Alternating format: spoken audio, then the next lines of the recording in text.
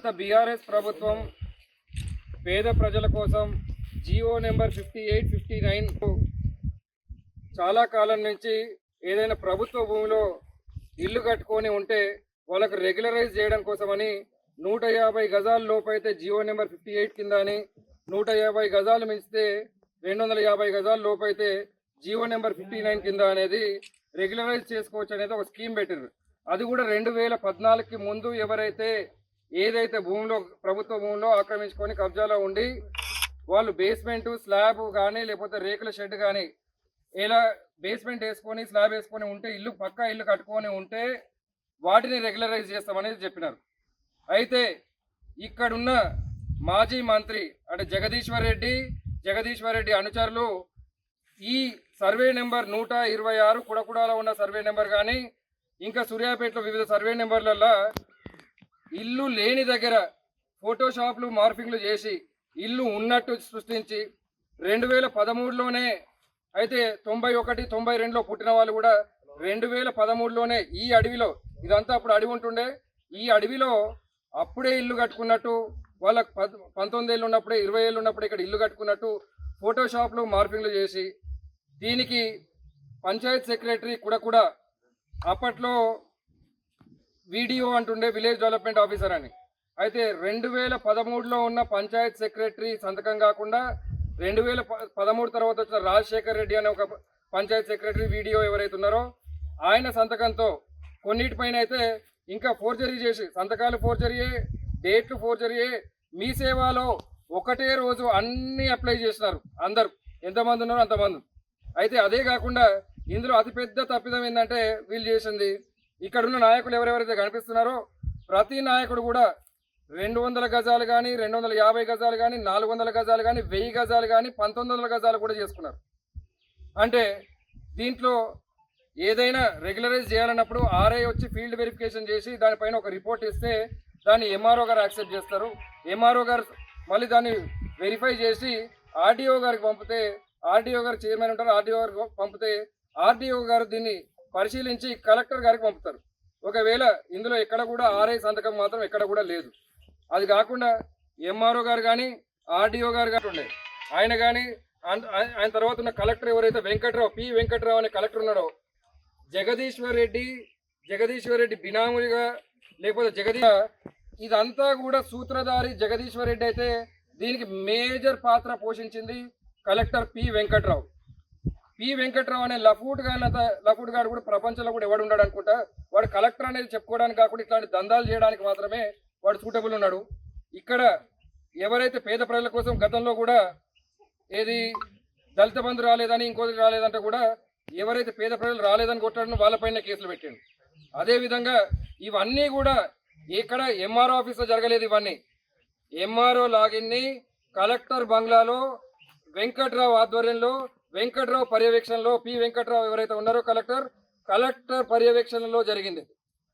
ఈ వెంకట్రావు ఎవరైతే ఉన్నారో ఎంఆర్ఓని నైట్ 12 గంటలకు 1ంటికి పిలిచి ఈ అన్ని డాక్యుమెంట్స్ ఏవైతే ఉన్నాయో ఏ ఒక్కటి కూడా ఇందులో ఒక్కటి కూడా ఒక్కరికి ఇల్లు లేదు. మీరు అందరు ఇక్కడ చూస్తున్నారు, ఒక ఇల్లు అని ఉంది ఇక్కడ.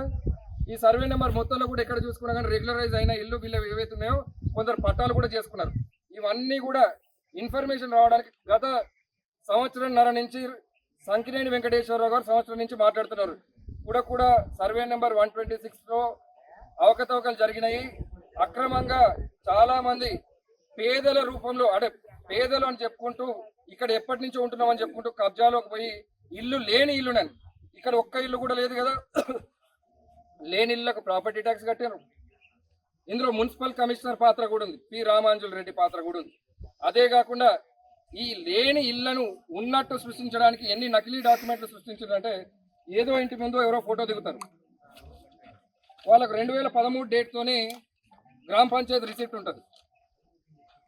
ఈ రిసీప్ట్ చూస్తే సంతకం మాత్రం అందరివి కూడా 3 నెలల్లోనే 2013 1వ నెల, 2వ నెల, 3వ నెల, 4వ నెల, 5వ నెల, 6వ నెల, అంటే ఇందులో ఒక 3-4 డేట్లలోనే, ఈ 6 నెలల్లో ఒక 3-4 డేట్లలో అందరూ కూడా ఇక్కడ కబ్జా చేసిన వాళ్ళందరూ కూడా ఒకటే డేట్లో వచ్చి వాళ్ళు గ్రామ పంచాయతీకి ట్యాక్స్ కట్టినట్టుంది.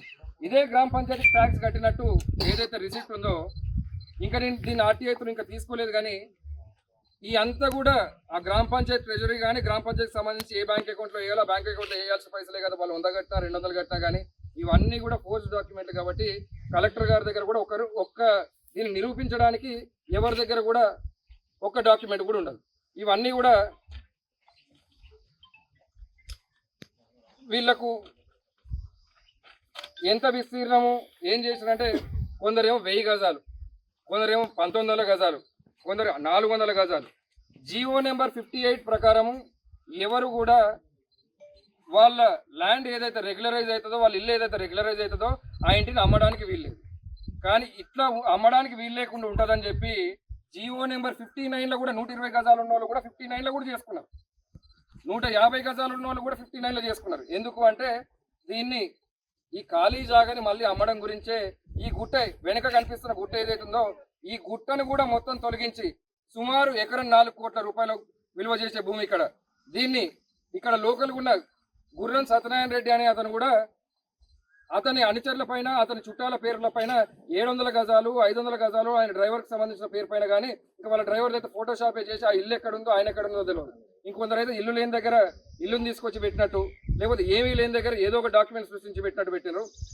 ఇక్కడ ఇంకొంతమంది పోలీస్ అధికారులు ఉన్నారు, ఎంపీటీసీలు ఉన్నారు, జెడ్పీటీసీలు ఉన్నారు, వార్డు మెంబర్లు ఉన్నారు, ఇంకా పైగా ఎంప్లాయీస్ కూడా ఇందులో చాలా మంది గవర్నమెంట్ ఎంప్లాయీస్ కూడా ఉన్నారు. అదే గవర్నమెంట్ ఎంప్లాయీస్ కూడా వాళ్ళ పైన కూడా యాక్షన్ తీసుకోవాలి. యాక్షన్ తీసుకోవడం అంటే ఓన్లీ వీటిని రద్దు చేస్తే కాదు, 90 కానీ వేరే వేరే దగ్గర ఇంకా సూర్యాపేటలో కూడా కొన్ని ఉన్నాయి, ఇవన్నీ రద్దు చేస్తే కాదు, వీళ్ళందరిపైన యాక్షన్ తీసుకున్న రోజే మేము ఈ పోరాటాన్ని తప్పకుండా హైకోర్టుకి వెళ్ళి దీంట్లో 100% దీనిపైన ఒక పిటిషన్ ఫైల్ చేయడం జరుగుతుంది. ఇందులో జగదీశ్వర్ రెడ్డి సూత్రధారిగా ఉన్నాడు కాబట్టి దీన్ని తప్పకుండా కూడా కేంద్ర ప్రభుత్వం దృష్టికి తీసుకెళ్లి ఎంత కఠినంగా శిక్షించగలుగుతారో, అలాగే జగదీశ్వర్ రెడ్డి బినామీ ఆస్తులు బినామీ పేర్లు ఏవేవైతున్నాయో ఇలా సగం మంది అదే బినామీలు ఉన్నారు.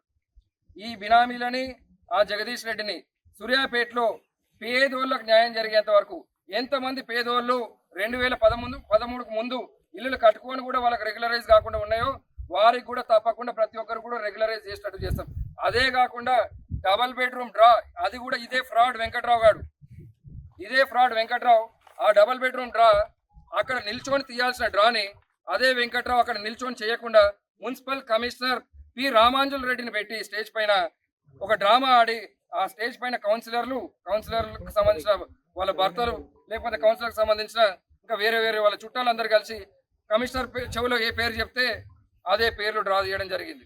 ఆ డ్రాని కూడా ఏదైతే 803 కట్టిన ఇల్లు 300 చిల్లర తీసిన 804 లబ్ధిదారులు అని చెప్తున్నారు, ఆ 804 కూడా రద్దు చేసేంత వరకు, ఎందుకంటే అవి న్యాయబద్ధంగా జరగలేదు. వాళ్ళు న్యాయబద్ధంగా జరిగిందనుకుని ఎంతమంది అనుకున్నా కానీ ఆ 804 కూడా క్యాన్సిల్ చేసేంత వరకు మేము భారతీయ జనతా పార్టీ తరఫున పోరాడుతూనే ఉంటాం. వీరందరికీ శిక్ష పడేదాకా ఈ భారతీయ జనతా పార్టీ పోరాడుతూనే ఉంటుంది. అసలైన తొలి వెలుగు. ఫాలో వాట్సాప్ @తొలి వెలుగు official.